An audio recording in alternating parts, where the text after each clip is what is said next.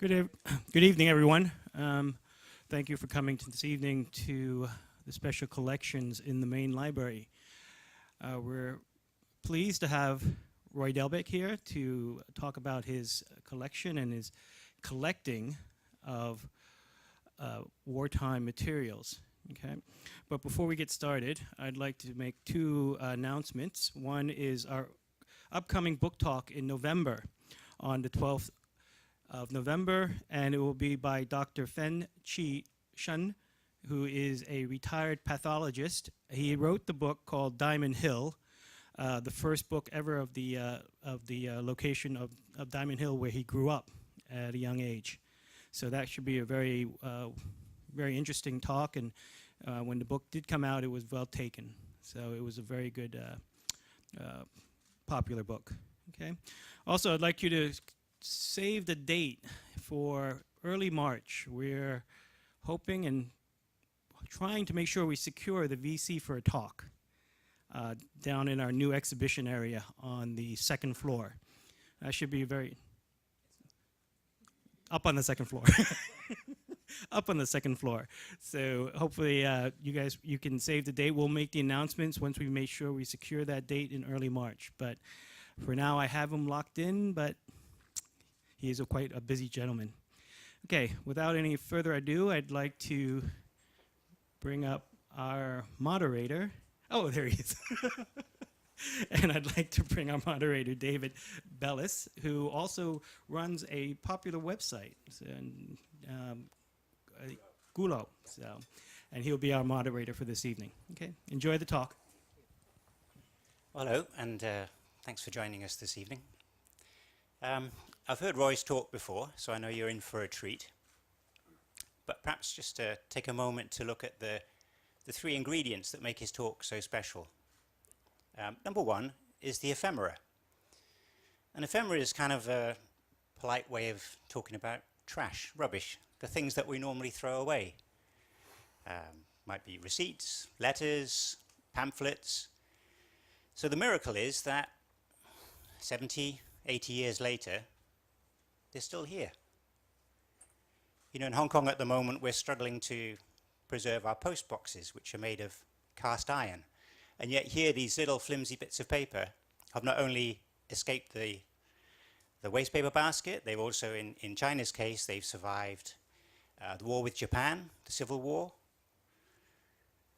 Cultural Revolution, none of which were very healthy times to be an English language document.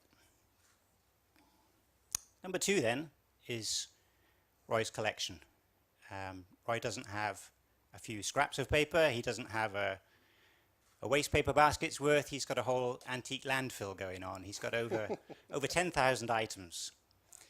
And you can't find a shop where you can go and ask for 500 pieces of your finest early 20th century ephemera. It doesn't work that way. If you want a collection like this, you have to build it up pretty much piece by piece. So in the 4 years Roy's been collecting, he spends between 1 and 2 hours every day scouring the internet for this type of material. Then number three, and this is kind of when the magic happens, you need someone who's got the enthusiasm and the persistence to really get to know this vast collection and be able to link the pieces together, start finding the threads, and let those threads then tell us the stories of the often ordinary people, but the extraordinary times they went through. So as you listen to Roy's enthusiasm for the collection and the stories is very, very clear. So Roy, over to you. Thank you, David. I think he's talking about Roy Jones, the boxer. I don't know. Yeah, something like that, Dennis, right? Just a couple of qualifiers. The reason why we're stopping at Pearl Harbor, and I want to first declare that this is a H-A-R-B-O-U-R free zone. That should be H-A-R-B-O-R, but that's okay. It's maybe the British spelling.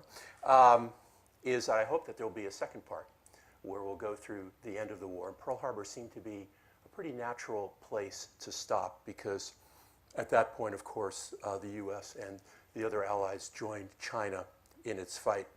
I also want to say that I have violated some temporal constraints in that some of the posters up there for United China Relief, Produce for Victory, China Carries On, This Man is Our Friend, and then the news map on the top there with the cartoon-like drawing by Milton Caniff, who was the Terry and the Pirates cartoonist.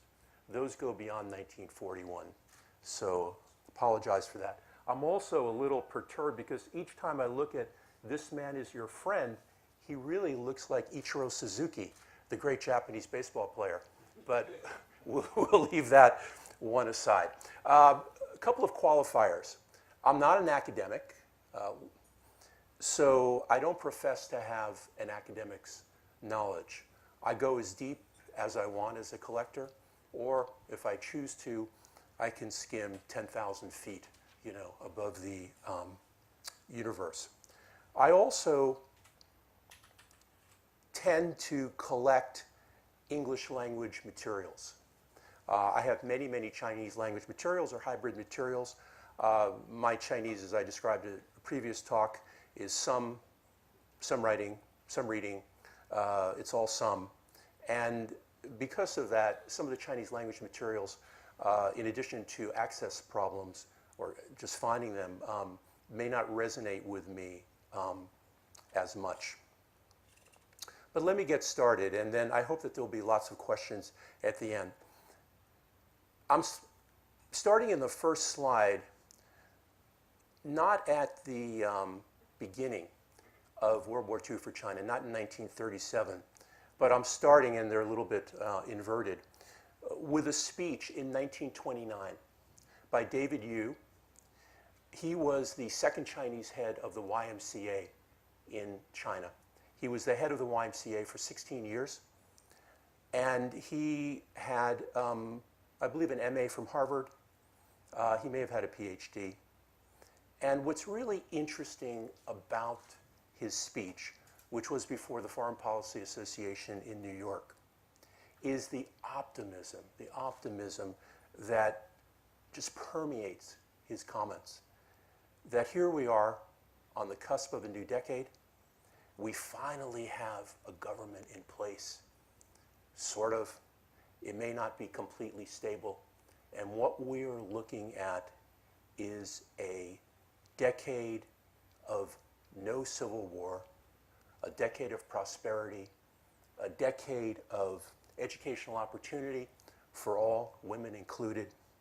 And you read this, and it goes on for about 8 or 9 pages, and then you know what happened. And you just want to go, oh, put your hands over your head.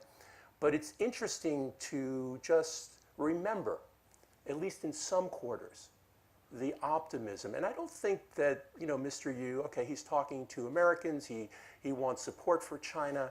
I don't think he was just being a Pollyanna. I think that there really was, in, let's say, this sliver of a sliver, this educated class, the sense that China was getting better. Even though it was beset with all sorts of issues, it had turned a corner. If we look at that postcard, no date on that postcard, I'd say it's circa 1930s. Jinling College was one of the 13 Protestant union, that is non-denominational college, mainly started by American missionaries. The Brits were in there a little, but typically the British missionary effort in China wasn't focused at the college level. It was more focused at the high school and below. Jinling was one of 2 of the 13 colleges that was all female. The other was Huanan in Fuqiao. And among the other 13, of course, are Lingnan, Yenching, St. John's, very, very famous schools. And this postcard shows a group of women, presumably Jinling College students, surrounding that little lady wearing glasses. And that little lady is Wu Yifeng. And Wu Yifeng was a graduate of the first class of Jinling in 1919. She was studying for a PhD in biology, I think, at the University of Michigan.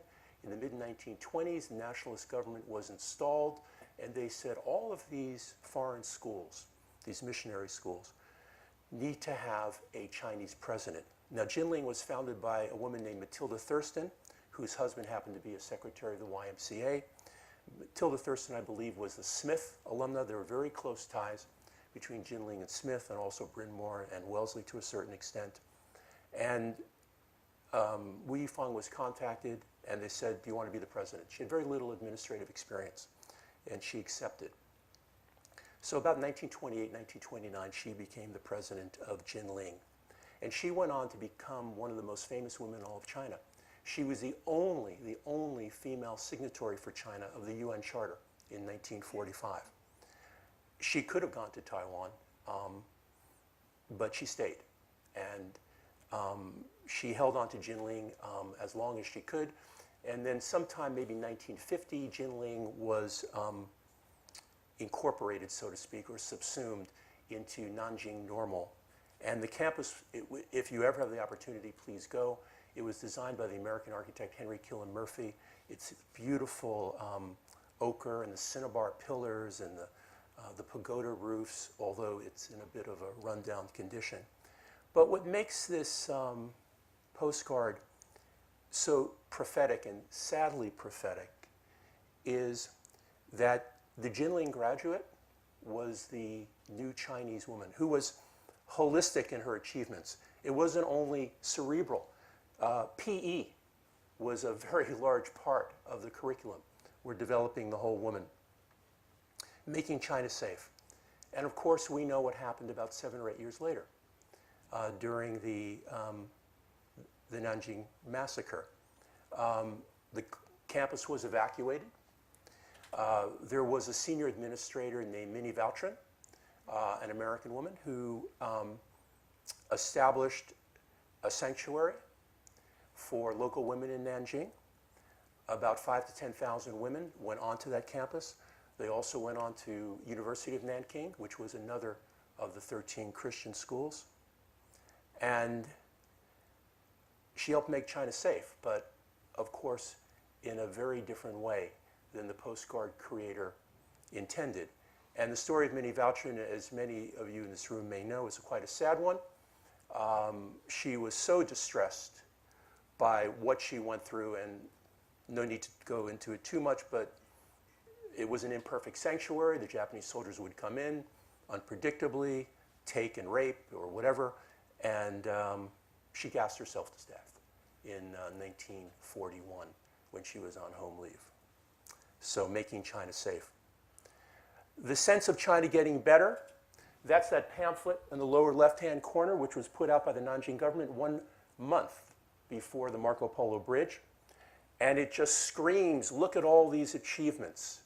You know, we're building roads, we're building schools, we're doing all this. And I think in terms of, you know, normal economic statistics, China was on the move. And that really comes through in the book by Rana Mitter, the Oxford historian, China's Forgotten Ally, that this was a China that was improving.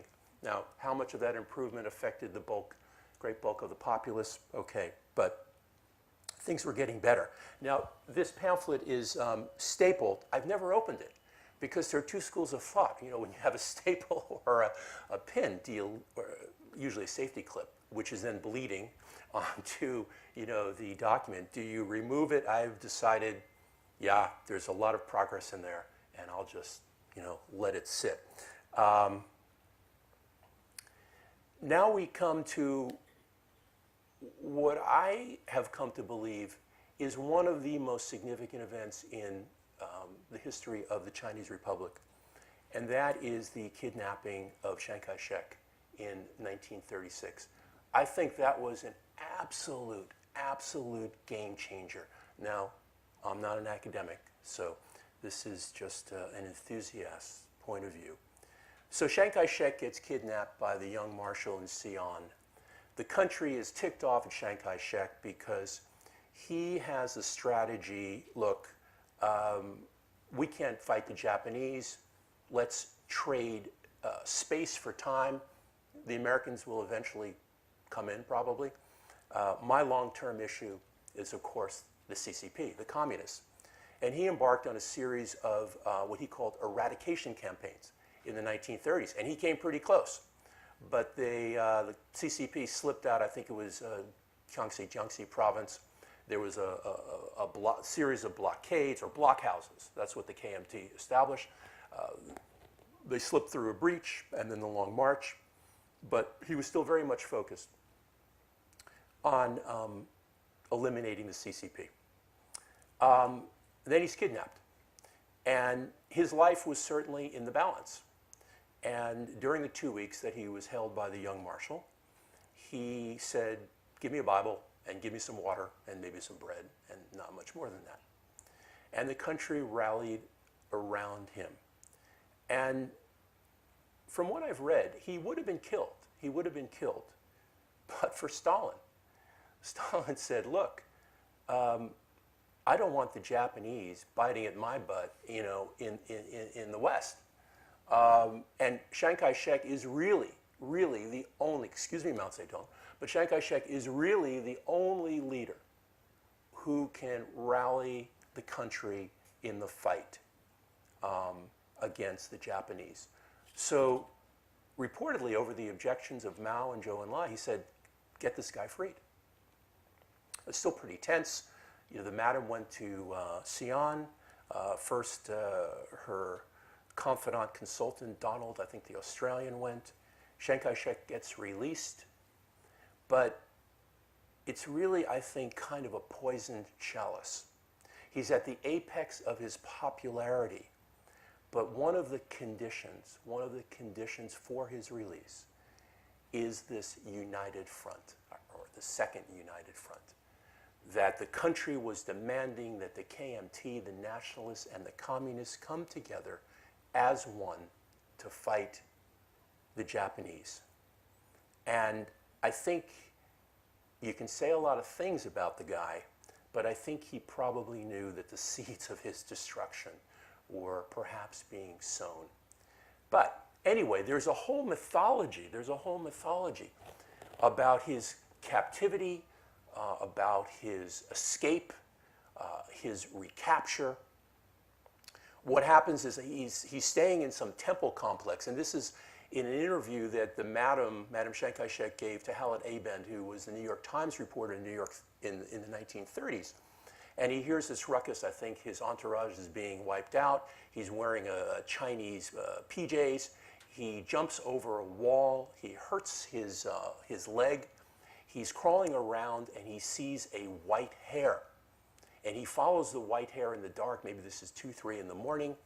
And there's kind of a lean-to, and he secretes himself, and he's not found for a couple of hours. And he says that if I had been found earlier, I would have been killed. And then he's taken into captivity. The white hair was presumably a sign from God. 3 months after, sorry for the long intro there, but 3 months after he's captured, he speaks before a Methodist church on Good Friday, how appropriate, about his spiritual conception of Good Friday. Now, of course, he became a Christian. He converted to marry Madam Chiang Kai-shek. And I'm not here to doubt his faith.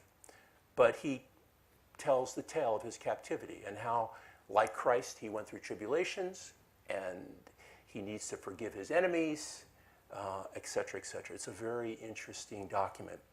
The result of his release is the magazine on the left, which is absolutely mind-boggling.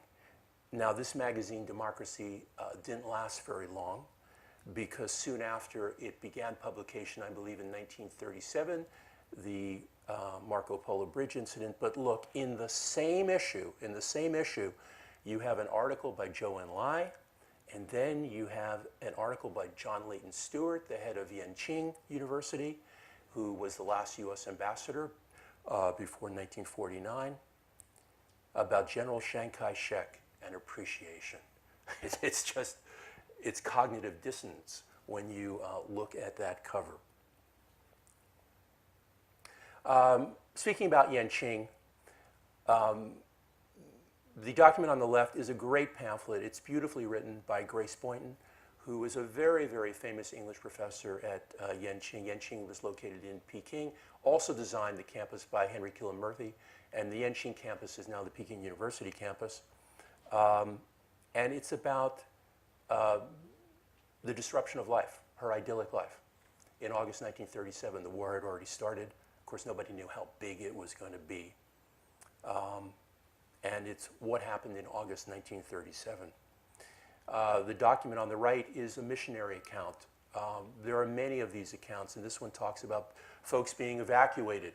You know, once the battle ensued, there were a number of Americans who decided they had to get out of Shanghai. And they went to the Philippines to be interned later in Santo Tomas. And we know of someone, John Fairman, whose grandfather, John Fairman from Honeychurch in Hong Kong, his grandfather took that route. He was working for a trading company called Dodge and Seymour. They'd been in Hong Kong for maybe 15 years, since around 1920. Things started hitting the fan, and they relocated to Manila and were interned.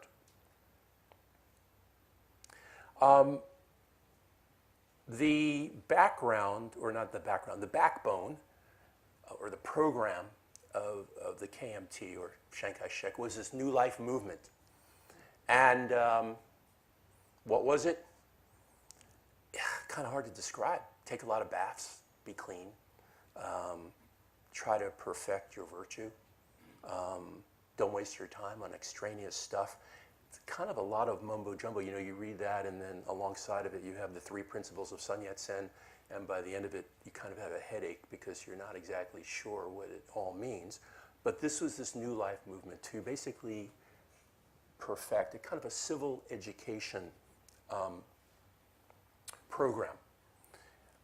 This is 1936 or 37, and then I'm jumping ahead a little bit. Those are telegrams. We call them broadsides. Broadside is a piece of ephemera that's only printed on one side. I mean, broadside means broadside, whether or not it's ephemera. And they are telegrams from Sun Fo, who is the most famous son of Sun Yat-sen, but some people think that he couldn't barely fill the shoes of his dad. I mean, his dad was obviously a hard act to follow. And then from Chiang Kaishek, encouraging people to attend a Christian prayer meeting for China in Sichuan in 1939. So about 2 years into the war. Now I'm going to go back a bit. And this is threads, what David was talking about. I mentioned that in the late 1920s, the nationalists passed a policy that these Christian colleges needed to have a Chinese head. One of the Christian colleges was the University of Shanghai, which had Baptist origins, but again, these colleges were union colleges. They were not denominational. They were just Protestant. So in 1929, a very well-known figure named Herman Liu, L-I-U, was appointed the head of the University of Shanghai. And he had an MA from the University of Chicago, a PhD, I believe, from Columbia. He was a senior officer in the YMCA, very internationalized, cosmopolitan guy. And on the left is the newsletter, which I was lucky to find at the bottom of a pile at this, talked about at this left-wing bookstore in Oakland, which is run by a guy named Darrell who looks like he should still be back on the hippie farm, except now his hair, which is still down to about here, has turned white. And he had a whole bunch of stuff, and this was the annual newsletter. I think this was Herman's first newsletter. The war comes in Shanghai in August 1937. And in 1938, while boarding a tram, Herman Liu was assassinated by what are presumed to be Japanese agents. He was very outspoken. He had received threatening letters.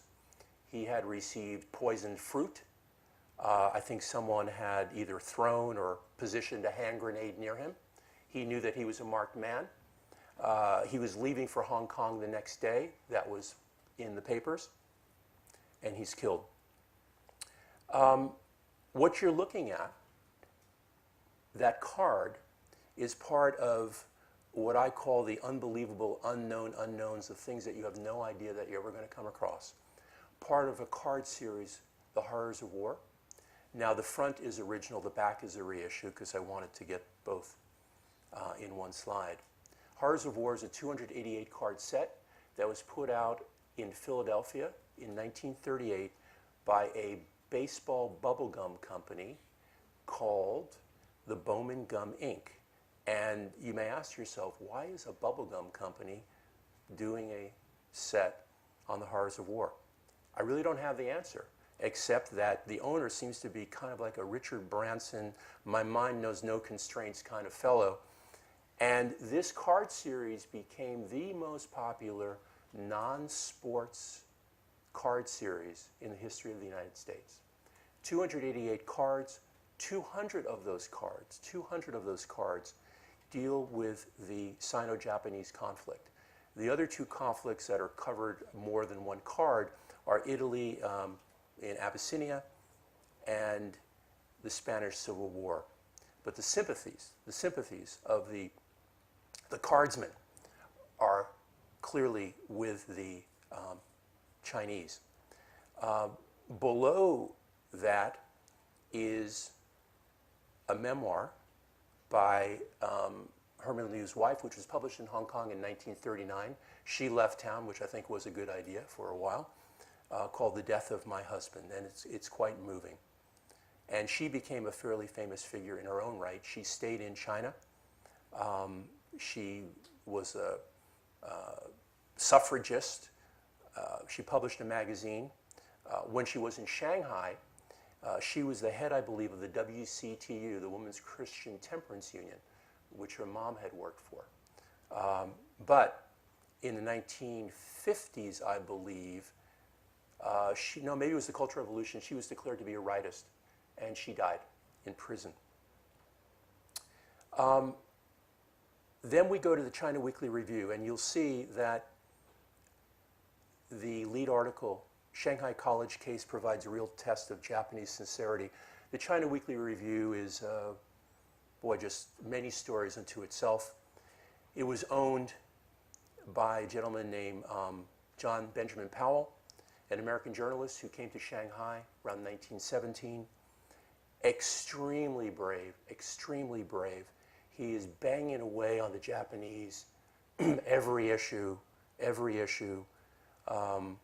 He knew he was a marked man. He didn't go to the Philippines. He is imprisoned by the Japanese, and for a series of months, once Pearl Harbor came and the U.S. were combatants with Japan, he goes to Bridge House, which is the torture chamber of the Japanese in Shanghai. He gets gangrene in both legs. I think he's down to 50, 60, 70 pounds. Both legs are amputated. He leaves China in a prison exchange, the Grips home, I think it was 42 or 43. He lives for another couple of years. He writes a book, My 25 Years in China. And you know the book is written, once you know where he was at the time, by someone who is not well, because he must have been a very tight editor, and the book just kind of goes on and on and on. And he dies about 1948. Another thing that really commends him to me is he was booted. He was booted out of the American Chamber of Commerce in about 1927, 1928 because of his support for Chiang Kaishek and Sun Yat-sen. They kicked him out. How about that? That's a picture up on the right, and that's him at some conference about 1944-45. He was banging the drum in the United States. And just to continue the story a little bit more, his son, John W. Powell, continued the magazine. It became the China Monthly Review. John W. Powell was quite left. He stayed in China after 1949. He published allegations by China that the U.S. had used biological warfare in Korea. He was charged with sedition. He and some of his colleagues, well, his wife and another fellow, I think Julian Schulman, on the magazine, The charges were eventually dropped. He retired to San Francisco, and I mentioned this in the RAS talk, and I think he started a bookshop and an antique business, and he also flipped apartments. But anyway, but it's interesting because you find, he died about 2004, you find books with his book plates all over the Bay Area. John W. Powell. His dad was probably rolling over in his grave when his son was indicted for that. Let's get to the Shanghai War, which started in August 1937. The photo album at the top with the very Art Deco-ish design is one of the few, and maybe the only commercial album of the Shanghai hostilities that I found, at least, that was put out by the Chinese. You can find lots of stuff that the Japanese put out. And of course, the Japanese never really liked to call it a war. It was an incident, it was an event, it was an accident, usually manufactured by them. But this is one of the only books that I found. There are 110 pictures in this edition. I've seen them with as many as 200. It's really a terrific book. If we go down to the lower left, talk about ripoff. We had the Horror of War. This is now the Grade B, Grade C card series, issued, I can't find out the name of the company, in 1938 in the United States, called The Nightmare of Warfare. And it's just crap. The graphics are bad, the descriptions are skeletal. There's only 48 cards. They cover the same 3 wars, you know, that the Horrors of War cover, but I thought that I'd include it. That postcard is the Dare to Die Squad. Those were the Chinese who were essentially suicide squads. And then we moved down, and that's a postcard. It's a United China Relief postcard, so it's probably from the 1940s. That is the iconic, famous, terrible picture of the South Station. I think it's the South train station in Shanghai on the bloodiest day of the war, at least from the air, which is August 14th, 1937. And this was a Japanese bomb that dropped on the station. This picture galvanized support around the world for the Chinese. The Japanese, of course, claimed that this was all a plant, that the baby had been put there by the Chinese, and this never happened. But a very, very famous picture. The next card is also from the Horrors of War, the good set, and that is the heroine, Yang Hui-min. And Yang Hui-min was a 22-year-old Girl Scout or a Girl Guide. And what happened was the war in Shanghai started. The Chinese had numbers, but they didn't have war material. And the war material they had, if you read Peter Armstrong's book, Stalingrad on the Yangtze, The Battle for Shanghai, or something like that, some of their commanders were reluctant to use the best war material that they had. So Chiang Kaishek realized that the fight was over, yet, at least in the city, the fight continued in the suburbs, the surrounding areas of Shanghai. But he wanted to keep the fight symbolically in the minds of the world. So what he did was he said to one of his officers, find a place in Jiabe, I think, the Chinese area, but bordering the international zone on Suqiao Creek. The name of the bridge that connected was, I think, L-E-S-E bridge in English. Find a place and hold out in that place. So the lone battalion held out. Now, a battalion is usually 800 in strength. There were only about 420 or so of these folks. And the thing is that the residents of the international zone, which of course was not in the fight, they were only 50, 60 yards away. So they were watching this, which is one of the reasons why the Japanese didn't bomb the warehouse, because they were afraid of an errant bomb, and we'll get to errant bombs a little bit later. So this was late October, I think October 26th to November 1st. They held out for 6 or 7 days.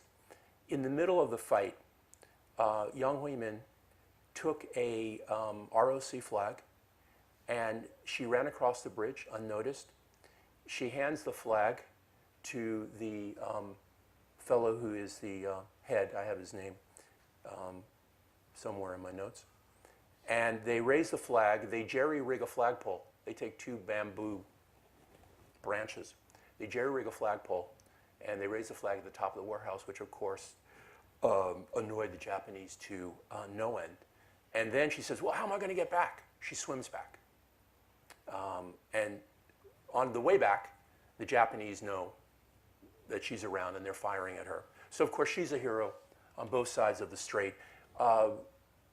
The last card is the Four Banks Warehouse, or the Suhong Warehouse. And that's from a Chinese cigarette card series.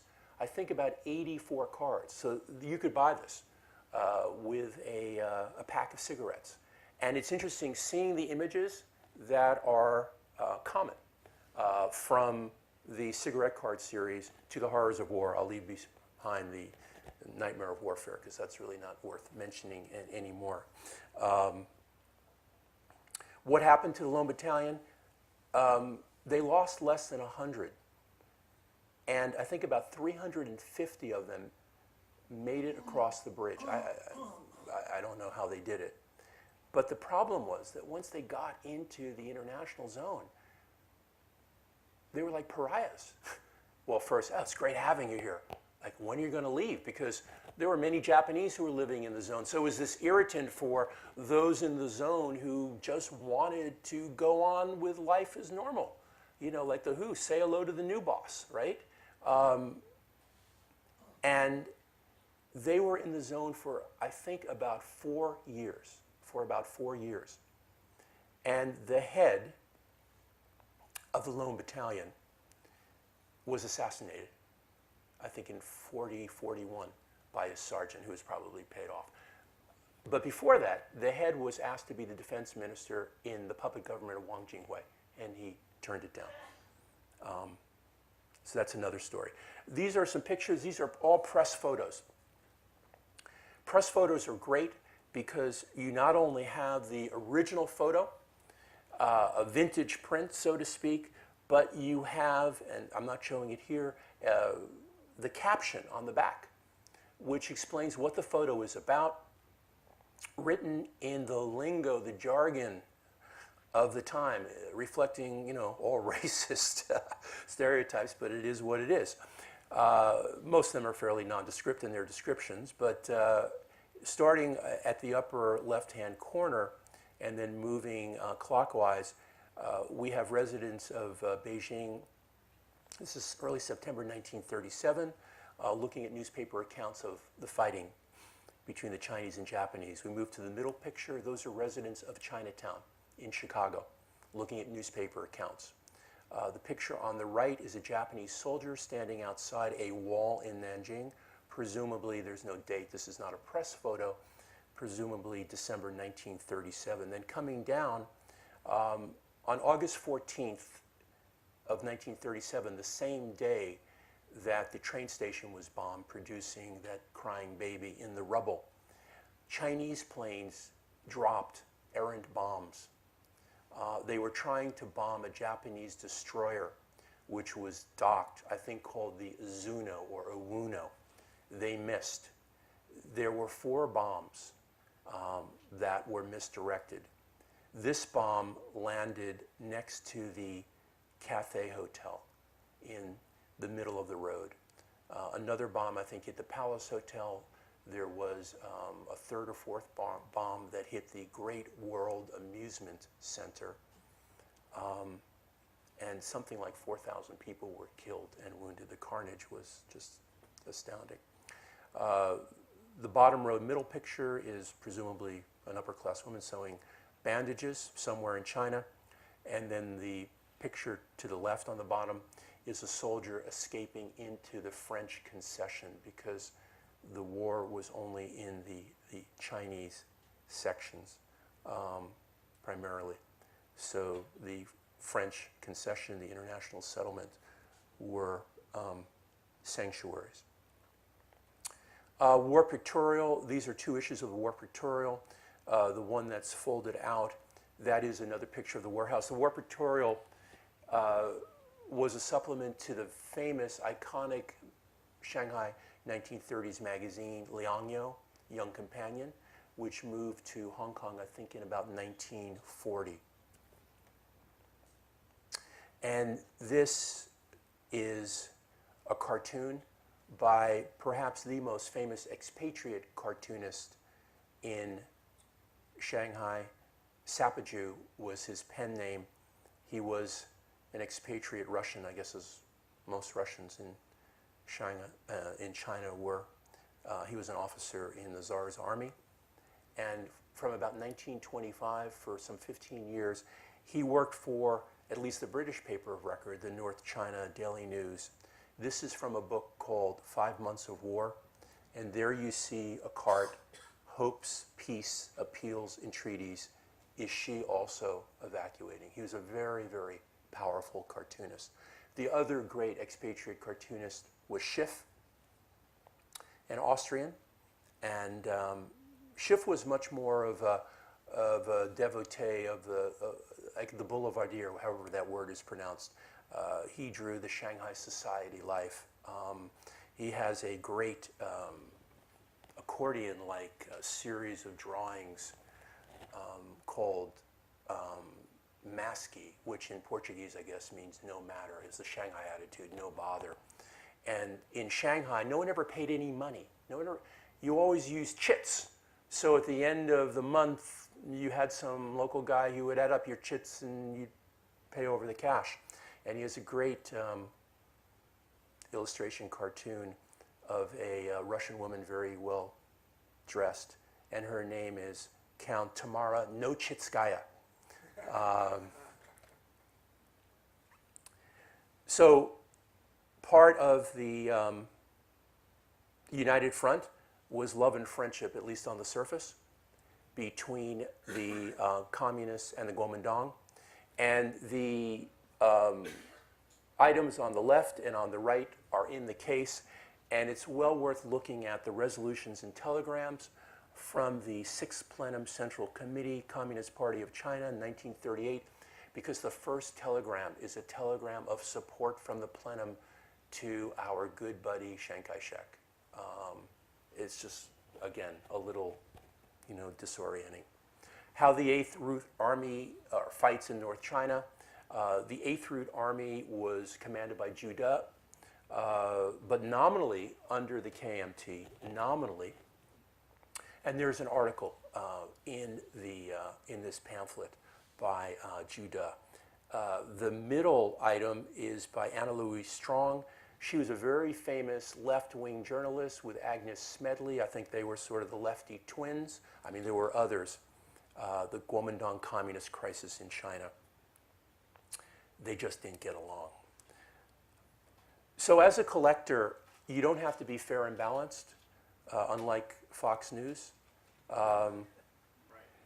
Right. Oh, sorry, Dennis. Like I said at the beginning, you can go as deep or as shallow as you want to go. So I think one of the questions that any collector faces when dealing with an historical event which involved one side acting abominably is, do I want to collect anything from that side? So in the beginning, I had a quite, I don't want any of the Japanese stuff, it's all crap. But over time, I realized, no, in order to have some sense of completeness, get a different perspective, and also to see some things that I wouldn't see if I was just collecting from the Chinese side, I changed my mind. And if we look at that magazine in the middle, that's Wang Jingwei, the head of the puppet government. And we always read about the contrast between Wang Jingwei and Chiang Kaishek. Wang Jingwei was the senior guy in the Kuomintang. Supposedly he wrote Sun Yat-sen's will. He was always vying with Chiang Kaishek for the leadership of the Kuomintang. His position was quite perilous. He was shot at more than once, and I think hit, because I have a picture of him lying in a hospital bed in 1935 after an assassination attempt. But what people said about Wang Jingwei when comparing him to Chiang Kaishek was Chiang Kaishek not the most sophisticated guy, not a lot of charisma. He made up his mind, right or wrong. He made up his mind, went to sleep, he got his shut-eye, woke up the next morning, even though as a result of his decision, who knows how many people, died. Where I think Wang Jingwei was thought of as more of an intellectual temporizer, but magnetic, handsome, tall, and you look at this picture, which appeared in a Japanese magazine, a supplement to a Japanese newspaper in 1940, it kind of says it all. I mean, there he is. He could be in Rome. Who knows? The People's Tribune, the magazine in the upper left-hand corner, is to me an amazing, amazing item. It's dated October to December 1941, but it includes an article, Hong Kong Liquidated. Hong Kong Liquidated. It was published probably in January 1941. It was published by Chinese collaborators with the Japanese. A gentleman named Tong, I think Liang Li. He was part of a publishing house called China United Press, which in the 1930s put out a series of books, very pro-KMT, anti-communist, called China Today.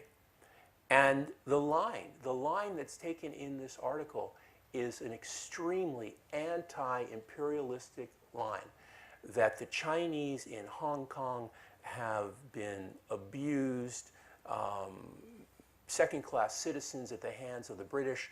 Any Chinese who has the title Sir in front of his name is just a British lackey. And isn't it great that we got rid of those guys? Again, the Who song comes back to me, say hello to the old masters and new masters or whatever. And there's also a very anti-communist line, in the Chinese who went over to the Japanese. They were not fans of the United Front. The Japan-China Pictorial Primer, what's it all about? I'm not going to say Alfie. You read these and you're just amazed. These apologia were put out all over the place by associations, business associations, chambers of commerce in Japan, business associations in the United States, explaining that what the Japanese had done in China was really quite benign. It really wasn't so much more than what some of the other powers had done. All that stuff about us bayoneting people, the photographs are manufactured. And all we're doing at root, is we're wiping out the communists and we're protecting Japanese property and Japanese interests because we have interests and we have people. And for sure, there were incidents where Chinese killed Japanese. There's no question about that. Why, who, how, that's another apologia. Japan Under 30 Months of War was written by a Chinese collaborator in Canton. Just saying Japan is here to stay. That's 1940 after Canton fell. There's Madame Chiang Kaishek stepping through the rubble. I think that is 1940. The other picture that, to the right of Madame Chiang Kaishek is a bomb shelter in Chongqing. That's 1943. The picture on the top is from a pamphlet called What Li One Saw. It's the story of Li One. It was put out by United China Relief, I think in about 1941, to appeal for money. United China Relief was the kind of umbrella, not the only organization that was raising funds for the Chinese in the US. Now, I'm going to go on more of a US bent. You can tell from my accent, those of you who don't know me, that I'm an American. Well, what's going on with the United States here? Well, one of the signal events for the US was the bombing of the USS Panay. The US had gunboats, I think as we know, plying up and down the Yangtze.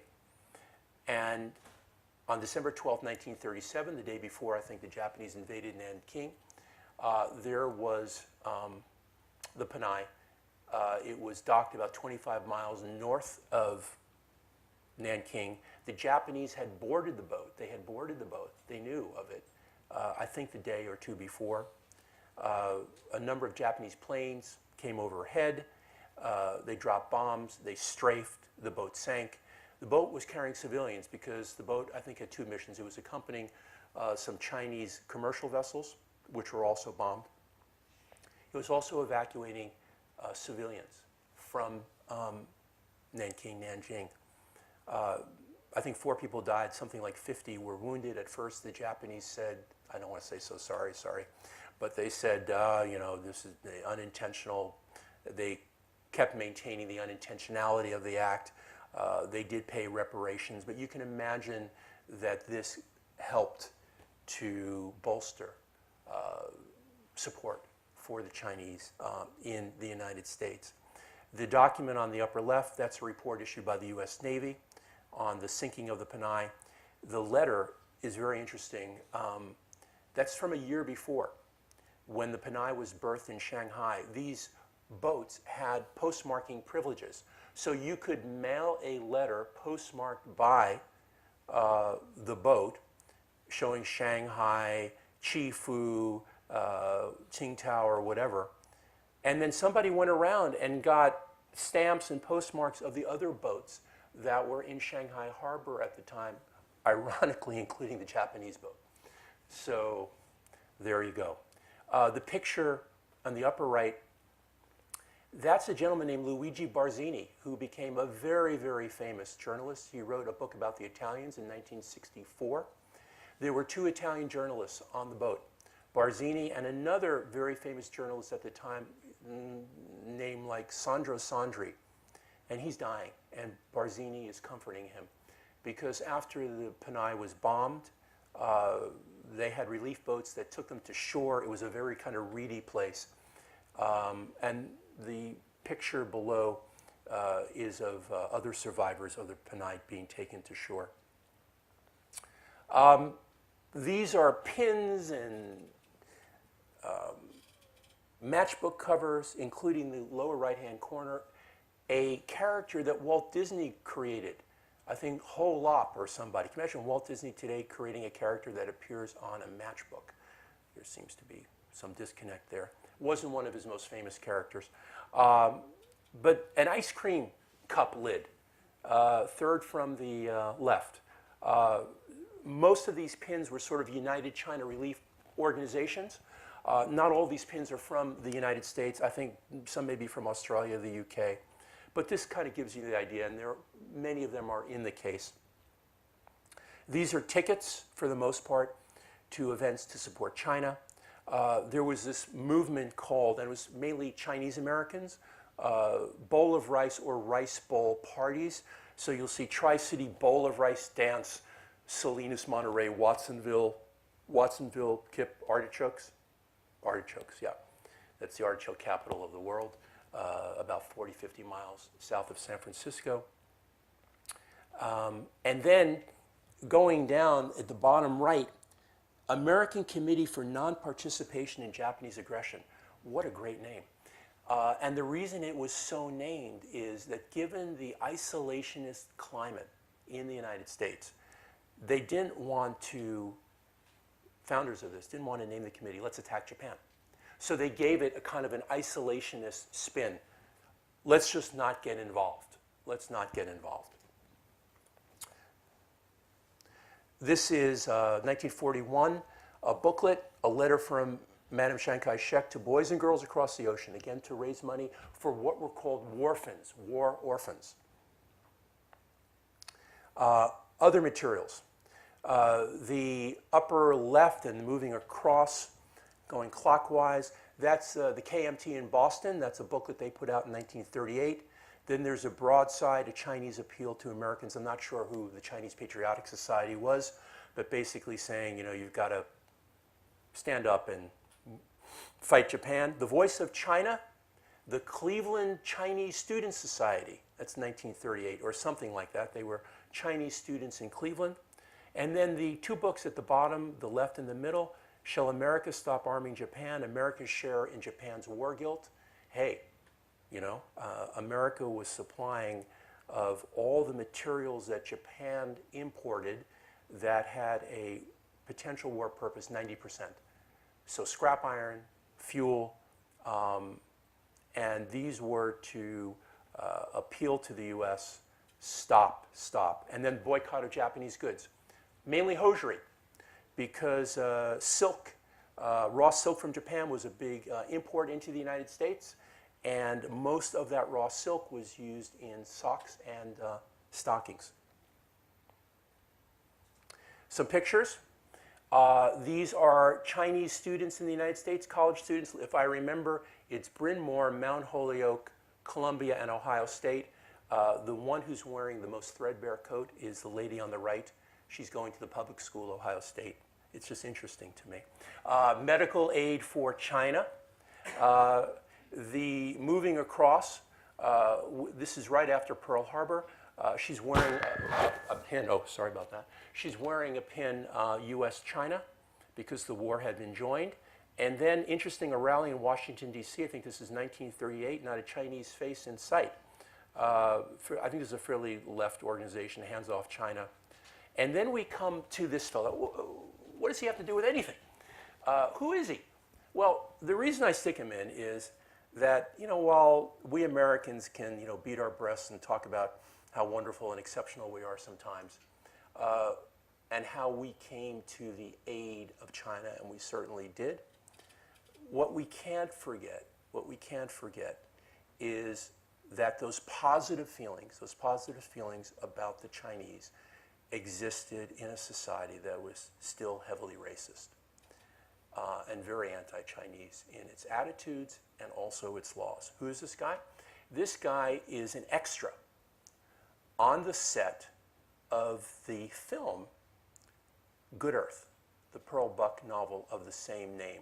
It was filmed, I believe, in 1936 in Chatsworth, California, at a farm of 500 acres. The 4 lead roles were played by whites because Chinese were not going to get the lead roles, although Anna May Wong, the most famous Chinese actress, American actress, was offered, I think, one of the 4, well, Oi Lan, I guess. And here he is having his lunch. He was never going to be the lead. And not only was there the social bias, there was the legal bias.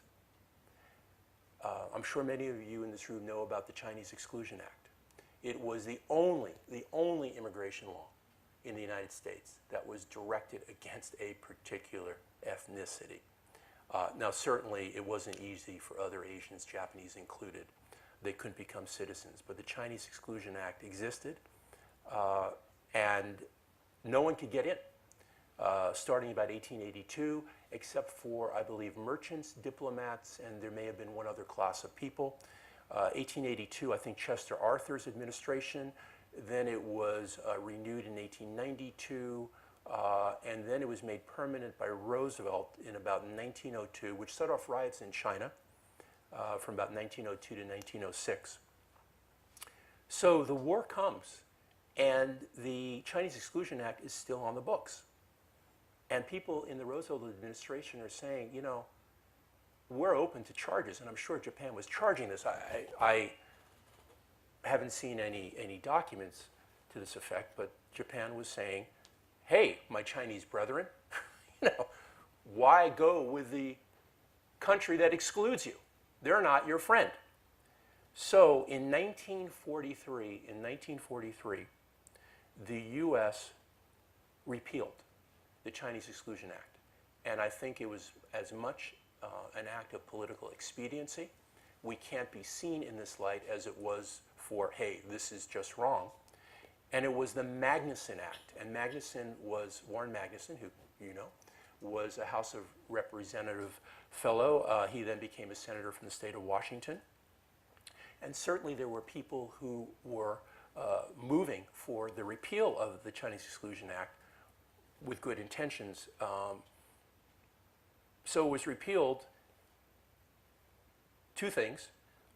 It allowed Chinese in the United States to become citizens.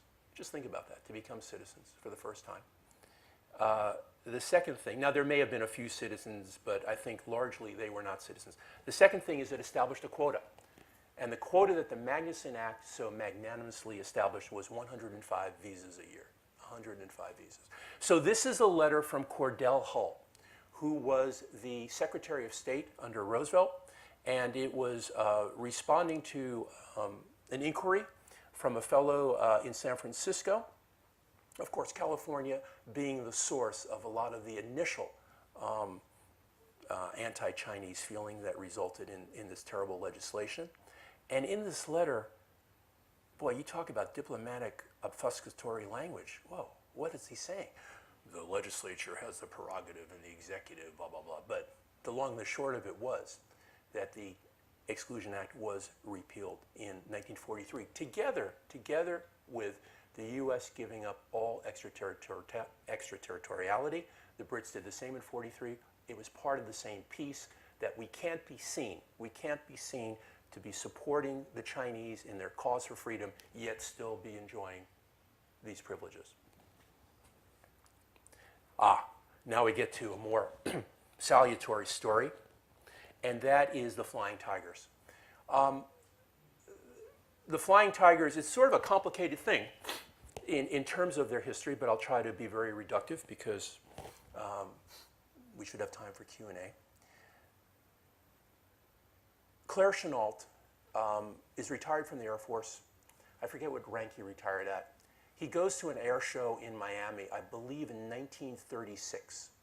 He meets either TV Sung or Madame Chiang Kaishek, or maybe both. They invite him to China because the Chinese Air Force is in a woeful state. And he goes to China maybe in 37. He's in China.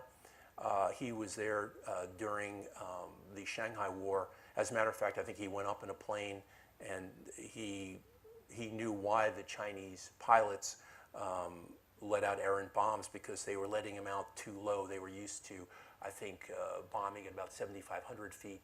But because of the cloud cover, they went down to about 1,500 feet, and they couldn't adjust the instrumentation.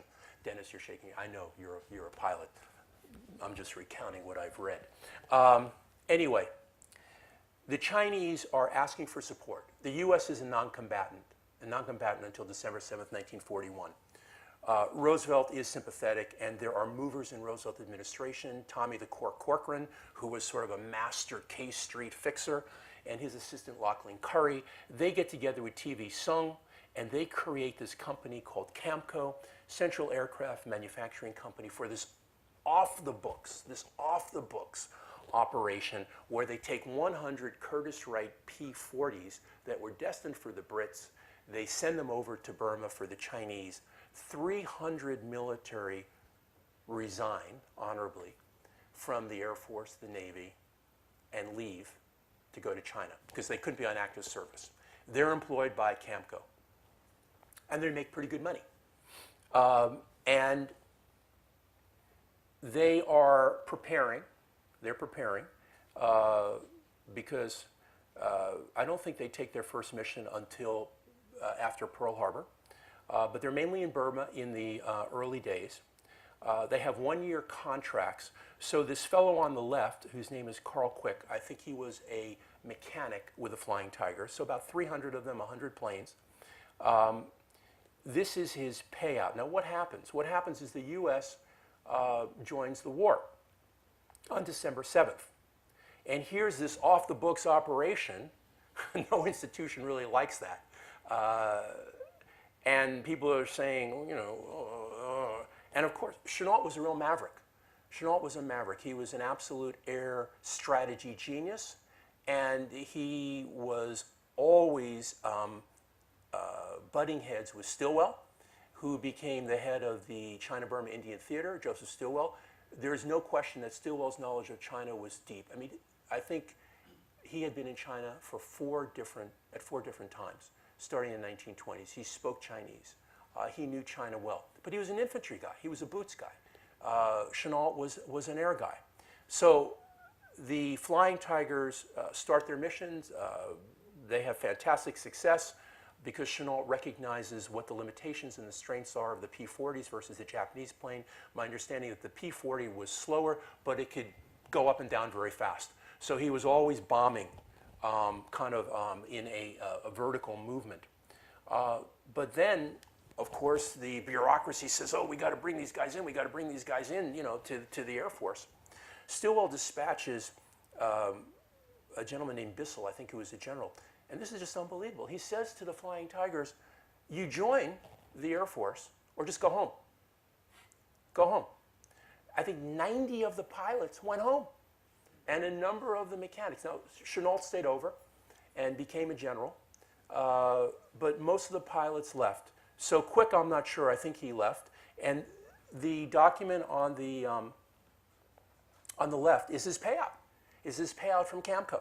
He gets about $600. I think he was making $350 a month, and there was some leave pay, and the document below, has the calculation for his termination pay. It's really cool. The document on the right is an AVG, American Volunteer Group. That was the name by which the Flying Tigers were known. So the AVG name stopped on July 4th, 1942, when the AVG was disbanded. The Flying Tigers name continued in the 14th Air Force. But this is an AVG newsletter, December 8th, 1941, basically saying the game is on. And let me end with why I love to collect this stuff. Because you can see, I hope I've conveyed how emotive a piece of paper can be. Hey, I like porcelain. I like Ming furniture. Wish I had a few more pieces in my house. Can't afford it. But it just doesn't, I think, resonate the same way as a historical document. It's, horses for courses. So in 1939, there was a World Christian Youth Conference that was held in Amsterdam. There had been a conference the year before in which the swimmer Yang Hui-min attended at Vassar College in 1938 that was a League of Nations conference. But this was sponsored, I believe, by the YMCA. And the idea of this conference was for the Chinese delegates to speak to the other attendees, to let them know what was going on. 2 years into the war, China was being savaged. And there was a book that was produced, and the book had pictures of bombed out buildings, Chinese on the run, and they had some extra books. So someone in Shanghai, this fellow Z.V. Lee, I guess, had the idea, let's send one of these books to every graduating senior of the 1939 class of Shanghai American School. Okay. Well, what was the idea? I think the idea implicit was that maybe these kids had dads, probably not moms. I'm sure they had moms, but they had dads who were working for U.S. Steel or Standard Oil Company of New York. And these books were essentially an entreaty, as we'll see, to whoever was reading it. Please, the United States, stop supplying Japan with oil and steel. So here's the cover letter. And the books could be personalized by a student who knew that he was writing to an 18-year-old graduate of SAS but didn't know anything else. So Youth of the World Unite, Shang something Ying. It's the address of the person who personalized it. And to my friend, I am a student of China, and I don't know who will receive this little book, but for my country and peace of the world, I cannot help writing you. If only you, the American people, can stop the Japanese aggression. The Japanese can fight so long depending upon your gasoline and iron. When there are no things that support or to support Japanese, there is no war existed. Please tell your countrymen that we shall fight to death. And then the book ends. This is the last page. I live for China and I die for China. And I kid you not, I have a friend, and people in this room know this, not that I have a friend, but they know the story, that when he saw this, he just broke down. He just broke down and started crying. So on that happy note, let me, one more thing. This just came today. Just to show you that Madame Chiang Kaishek was sort of like the Justin Bieber of her time. She was literally a rock star. She was a rock star. When she came to the United States in 1943, she spoke before Congress. Everywhere she went, she was feted, however that word is pronounced. She went to Hollywood. And this is a program of her time in Hollywood. It is amazing. She was at the Hollywood Bowl on the occasion of the address of, the Madam to the people of Los Angeles. Introductory remarks: Spencer Tracy, Henry Fonda, the Honor Guard, the U.S. Coast Guard band led by Rudy Valley. Then there's a medley, the Chinese band. The arrival of the guests of honor, so the Madam and some other people. The committee to receive Madam Zhang, Joan Bennett, Ingrid Bergman, Marlene Dietrich, Irene Dunn, Deanna Durbin, Kay Francis, Judy Garland, Janet Gaynor, Rita Hayworth, who starred in The Lady from Shanghai, Dorothy Lamour, Ida Lupino, Ginger Rogers, Rosalind Russell, Norma Shearer, Barbara Stanwyck, Shirley Temple, Lana Turner, Loretta Young, arranged and supervised by David O. Selznick. It's just incredible. And you have the national anthems, the Invocation, never heard of that guy, China, a symphonic narrative, then the Madam speaks, item 8, and then item 9, the Madam Chiang Kaishek March. Anyway, on that note, I'll end.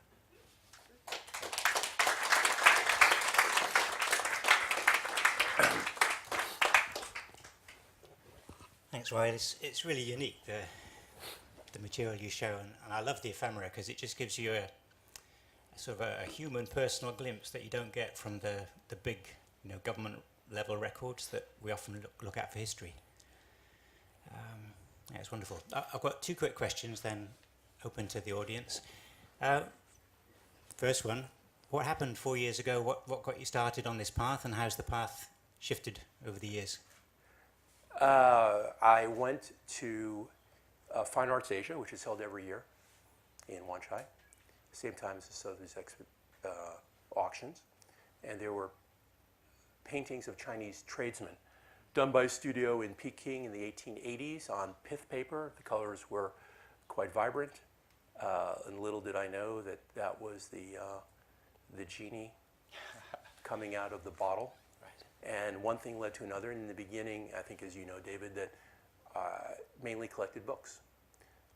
And books going back some to the 16th and 17th century, French, Italian, Jesuit, whatever. But over time, things changed. I think I refined, if refined is the right word, my interests to the British and American experience. From, of course, McCartney's mission in the 1790s, and then more particularly to the 20th century, the first 50 years of the 20th century. And then also the experience of the Chinese people in the United States. And then in terms of the type of item collected, much more of the ephemera, the map, the photo, the diary, the letter, the kinds of things, that you've seen tonight. But as I said at the RAS talk a couple of weeks ago, I think that collecting is in one's blood. It's just a DNA, RNA kind of deal. I was a collector when I was a kid. It was stamps and coins and baseball cards. And then when in the 1970s, 1980s, I guess 1970s, wife was in the antique business and collected various things. But then the pilot light went out, but the light was still there, and then it went on again. I had no idea, nor does anyone in my family have any idea, that when I got started I would be sitting here, with what I have today. So It's probably a good idea that no one in the family did know you might not be doing this here today. Yeah, that's true. And then, as people have been listening to this, I'm sure someone will be thinking, this material could really help with my research, and that might be academic research or some sort of personal hobbies or interests. So if people want to come along and take a look at this, is that possible? And how do they do it? Absolutely. I love giving tours. I think I can accommodate probably about 4 people. Most of the stuff is housed in my office in Kowloon. And I know that one of the things that I need to do is to get this stuff out of my office on the 13th floor of Kowloon Center into the wider community. But I've been so focused on the acquisition side, I think, for most of the 4 years. It's really been in the last year that, I've started letting people know what I have. But for sure, yeah. If you have thought this might help you, I really recommend a visit. It's like Aladdin's Cave. It's fantastic. I've been there a few times, and there's always something new and exciting to see. Yeah, I am a lawyer in my regular life. The legal files, I have a client here, so the legal files have started kind of moving out, and then the legal files will go, then my staff will go, then I'll go, you know, and then sooner or later. But yeah, there's still room. Oh, one thing that I was a bit remiss, I want to thank Gary for all of his efforts. Gary took these pictures and then blew everything up, and he told me that he was the photo editor of his high school magazine, and it really shows. So Gary, shout out to you. Thank you very much.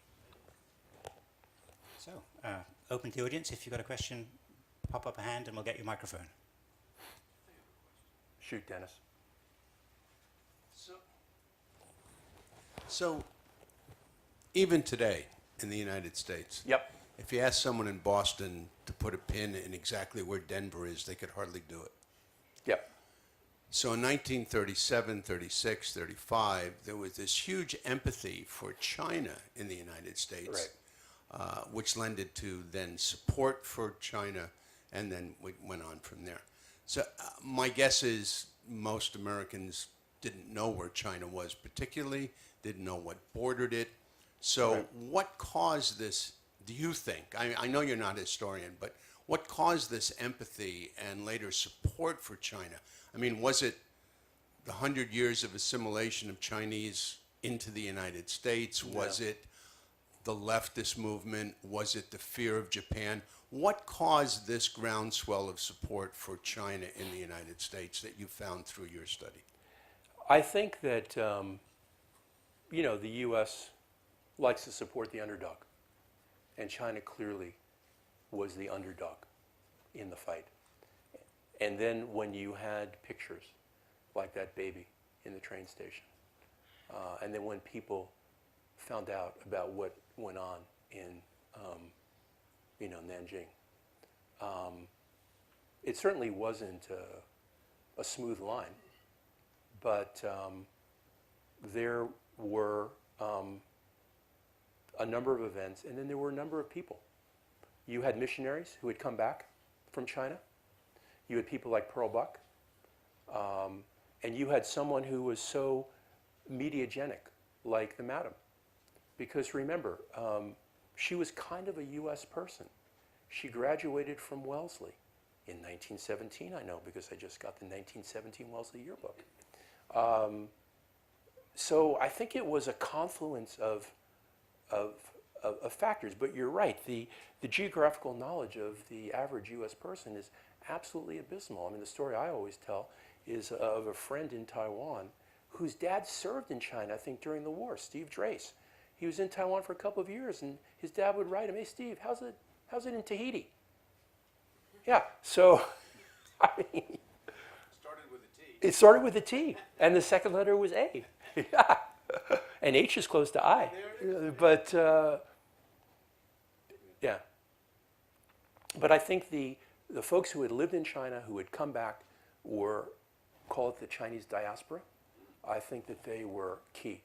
They were key to this whole effort. Or expatriate diaspora. Sure. Thank you very much for sharing your treasures with us tonight. When I think of these sorts of things and, you know, the little bit of collecting I've done, I'm always interested in the provenance of the items that I'm collecting.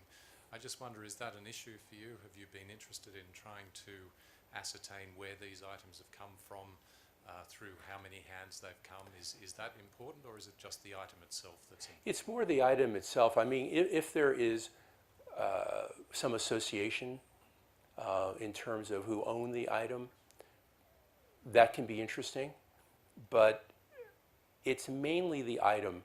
In terms of the provenance, the issue of counterfeiting, I guess that's always a concern, but I don't think that the counterfeiters are really turning their attention to, you know, these scraps of paper, at least yet. They're looking at perhaps bigger ticket, you know, items. But it would be great to know. It would be great to know all the hands through which an item passed. Because, you know, not to put too fine a point on it or sound a little too precious, you really feel with certain items you're almost like a steward. You know, it's passing through your hands temporarily, and you often hear a vendor say to you, "I'm so glad it's going to a good home."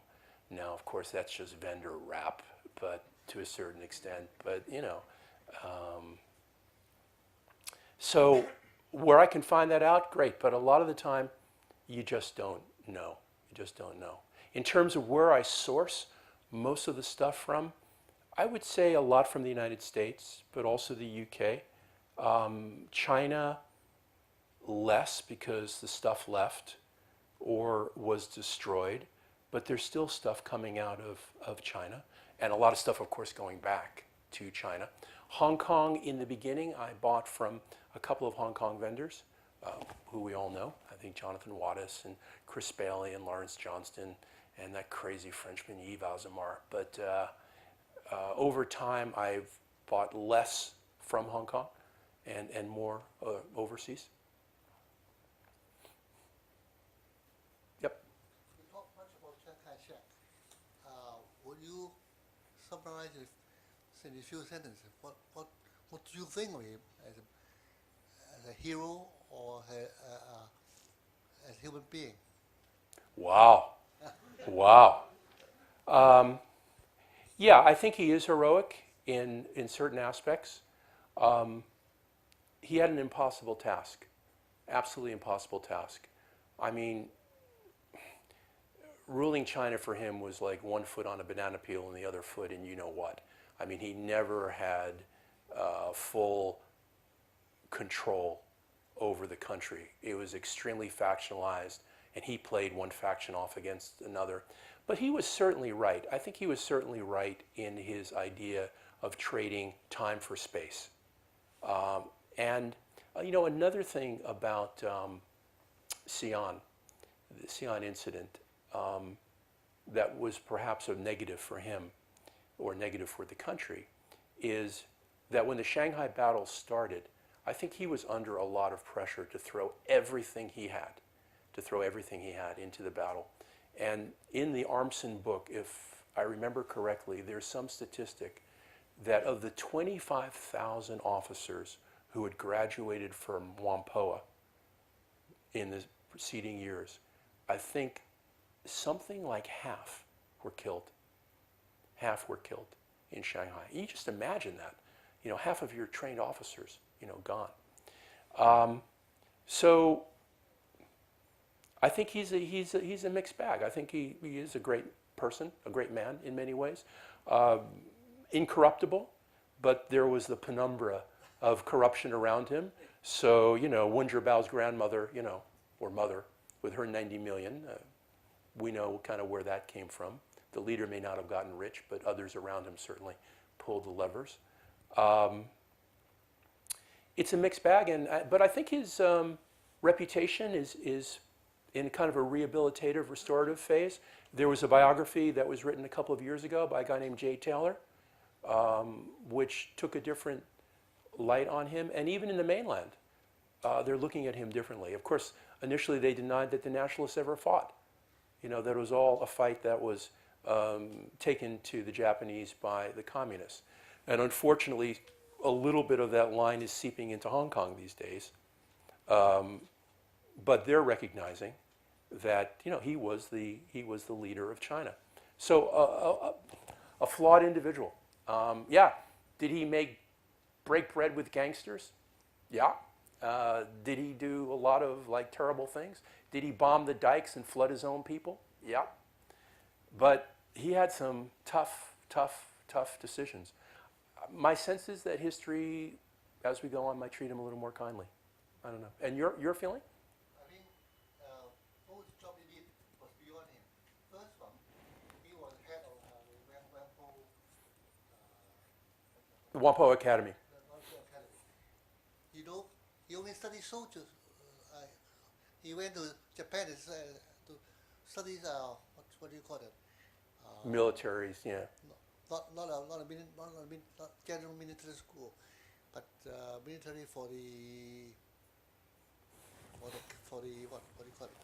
For the cannons. Yeah. Artillery. first job was behind him already. Yeah.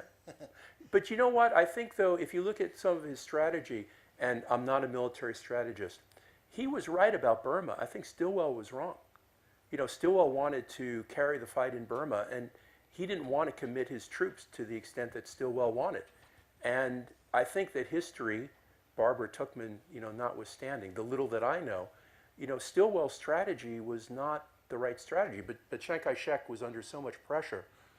You may be right, but he was not diplomatic enough to accountable him since he was sent by America. Yeah.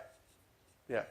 He could have got much more support, military support or material support from America if he was diplomatic enough to accommodate him.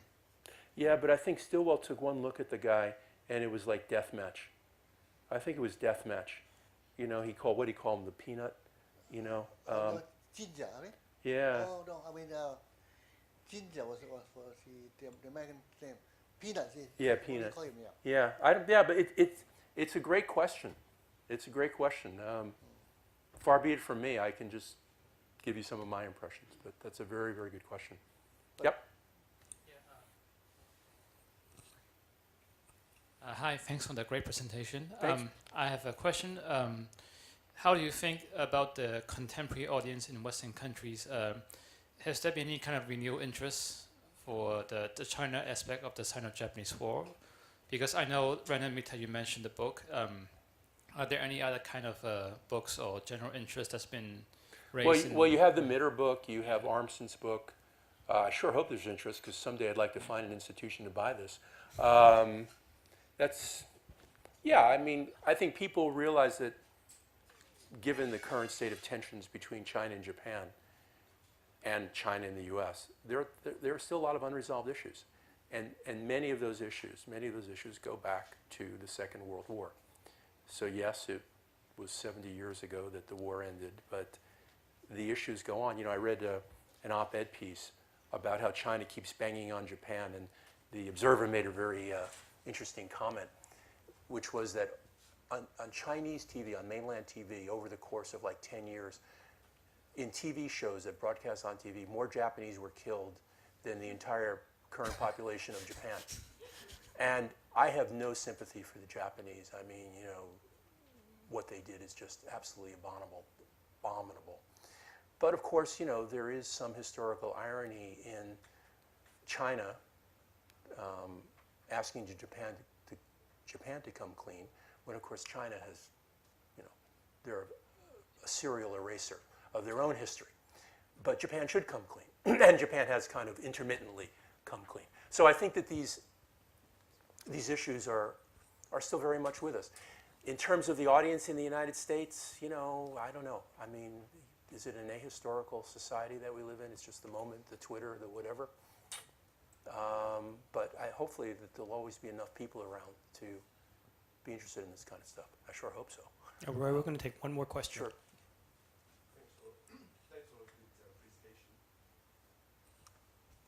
Thanks for a good presentation. About General Zhang and the young Marshal Zhang, Yeah. Zhang Xueliang. Yeah. Why did General Zhang kill him immediately after he released from didn't the Xi'an? Because all the young Marshal follower, they were killed immediately. He didn't kill him. He didn't kill him. Yeah. Why did he? You know, I don't know. What's the reason why? Maybe he wanted to exhibit the mercy that he talked about in his Good Friday sermon. I don't know, but the young marshal lived under house arrest in Yangmingshan, outside of Taipei, and then I think he finally got out. He died maybe in Hawaii. He was about 90-something years old. That's a very interesting question. What were the motivations? Now, maybe it's in his diary. You know, his diary, or at least part of his diary, is at the Hoover Institution at Stanford. And he was Chiang Kaishek was a quite regular diarist. So the answer may already be out there, but I just don't know. But it's a very good question. Captivate him after young Marshal went back to Yenching, most unchristian. Was what? Most are the Christian act of Chiang Kaishek To what? to have keeping for the rest of life. Yeah, yeah. Unthinkable. Well, I think from his perspective, I may disagree with you, because from his perspective, he was still alive, right? Right, and you know, Yangmingshan, it's not a bad place. It's a little wet up there, but you know, I think I'd rather be up in Yangmingshan than under Yangmingshan. So that one, I think I have a different take. You were a true Christian. You would have forgiven him. Yeah, but yeah, an imperfect guy. Okay, Roy. Well, sorry, we're going to have to start closing down. And again, thank you so much. Thank you, Let me Gary. Give you an applause for that. Thank you.